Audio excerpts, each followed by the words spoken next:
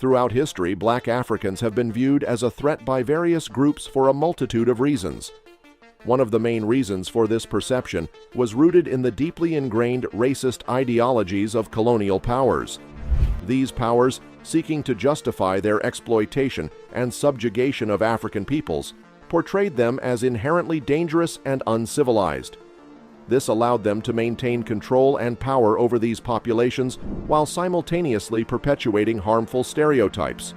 Additionally, the transatlantic slave trade further solidified the perception of black Africans as a threat. The enslavement of millions of Africans and their forced labor in the Americas created a narrative of black inferiority and criminality. This narrative was used to justify the brutal treatment and dehumanization of African people. Let's see what historians have to say about black Africans. Despite doubts about the credibility of Greek scholars and historians such as Herodotus, their work highlights an important narrative that existed in ancient times. Whether their statements about Africa were true or not, they reveal what the common discourse was among the elite in ancient times, an ancient commentary that influenced later periods. Some ancient narratives indicate a belief, or at least a consideration, that Africans were the first people and also among the first civilized. According to historians, the Ethiopians were the first of all men, and the proof is that they did not come to their land as immigrants from elsewhere, but as natives. Furthermore, those who live beneath the sun were almost certainly the first to be created by the earth. It was made clear to all that it was the warmth of the sun that, at the creation of the universe, dried up the earth while it was still wet and imbued it with life. It is reasonable to believe that the region closest to the sun was the first to produce life. It is fascinating that a Greek scholar came to the same conclusion as we did about the origins of humans, putting them on the African continent. Before we continue further, please like and share the video and subscribe to our channel to watch more videos on these controversial matters. These stories' echoes have survived into modern times.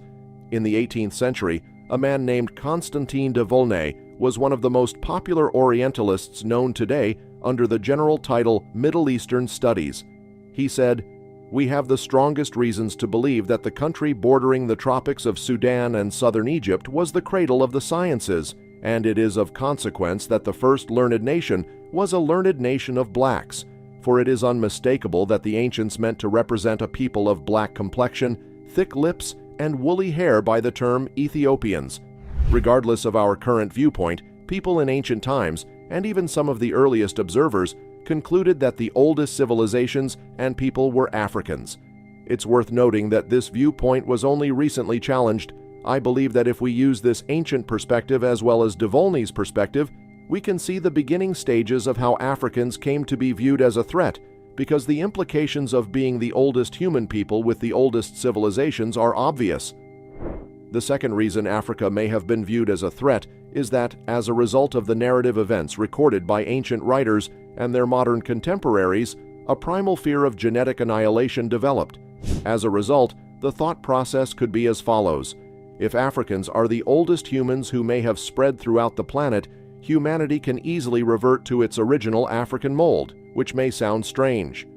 This was a psychological threat in the psychology of the one-drop rule, which basically stated that if anyone had one drop of African blood, they had corrupted the non-African blood and should therefore be considered black or Negro. It appears that this concept was developed to identify African ancestry of any color or phenotype. This identification would then lead to the oppression of that individual, keeping them in the same derogatory status as other black people, so they would not have to compete economically, socially, politically, or genetically. However, not all European ethnic groups in Latin America believed in genetic annihilation. For example, the Spanish and Portuguese appeared to have children with their enslaved African women and even claimed to have created a new class and ethnicity. These people, for the most part, have advantages and access to the goods and services that society has to offer. To some extent, this appears to be true among Arabs. The Arab slave trade was every bit as brutal and dehumanizing as the Atlantic slave trade, and they undoubtedly had children with enslaved African women. Some of these children navigated the world as Arabs because they fully adopted their Arab father's identity and culture. Some reflected this reality of Arab and African percentages, identifying fully with non-African fathers, but many Arabs also continued the culture of eunuchs among their enslaved Africans. Apparently, to rid themselves of that genetic threat, there appears to be more duality there. Overall, the notion of Africans posing a genetic threat was limited to a few non-African groups with imperial power. Our final threat appears to stem from the African continent's abundance of resources, which eventually translate into wealth. It's no secret that many modern-day nations want to control Africa's resources, and they've done a good job of it. This was certainly true during the ancient and medieval periods. When the Arabs first encountered the Guyana and Mali empires, they were well aware of this. Muslim writers discussed what they heard from merchants who traveled to Ghana and its neighboring civilizations. It is not an exaggeration to say that the Arabs were awestruck by the wealth of the Ghanaian Empire. Shortly after the year 800 AD, an astronomer named Al-Fusariya was the first to mention the Ghana Empire. He literally referred to the Ghanaian Empire as the land of gold. A century later, Ibn Hakel described the king of Ghana as the richest sovereign on earth, for he possesses great wealth and reserves of gold that have been extracted since early times to the advantage of former kings and his own. Ibn Hakel also writes about Sijumasa's trade with Ghana and across the Sahara. I saw a bill in Ajuga certifying the adaptation of all to one of them, the people of Sijumasa, by one of Ajuga's traders, who was himself of the people of Sijumasa, for the sum of 42,000 dinars. I've never seen or heard anything like this story in the East. I told it in Iraqi, Farsi, and Kurunas, and it was treated as a novelty everywhere.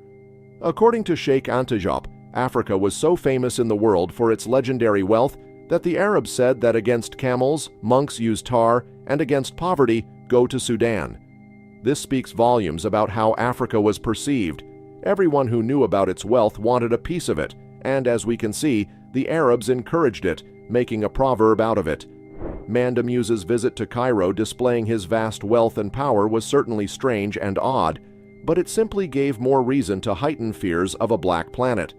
Because everyone knew that access to wealth and resources consolidates and increases power, period, and whoever owns them controls them.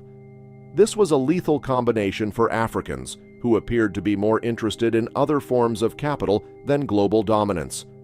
So this history paints an interesting picture of why Africans and their descendants were viewed as a threat in the early narrative of Africans being the first humans.